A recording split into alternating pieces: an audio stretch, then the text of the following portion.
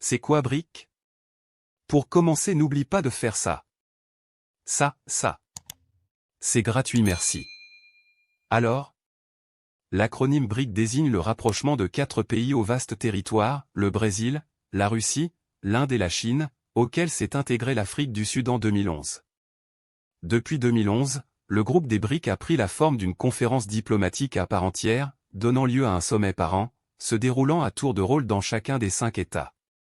Le but de ces sommets est d'affirmer la place majeure de ces pays sur la scène internationale, et de mettre en scène leur poids économique et politique, en particulier au regard d'autres États ou groupes d'États comme les États-Unis ou l'Union européenne.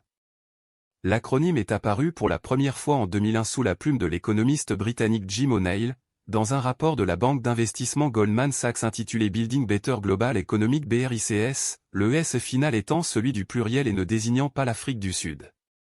L'article établissait une projection de croissance montrant que ces pays, déjà importants dans l'économie mondiale en raison de leurs vastes marchés intérieurs, étaient appelés à peser de plus en plus, étant donné leur croissance économique annuelle rapide.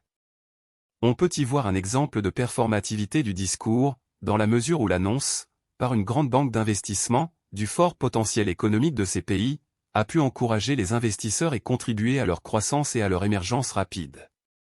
L'acronyme inventé par un économiste est finalement devenu une réalité économique et politique.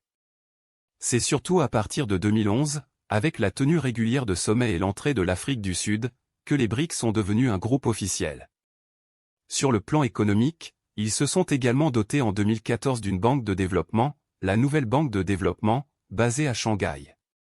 Parmi les thèmes qui ont pu être au centre de leurs préoccupations, on trouve la lutte contre le protectionnisme de certains de leurs partenaires du G20, G8 élargi, ou la réforme de la gouvernance du Fonds monétaire international, FMI, et du système monétaire international.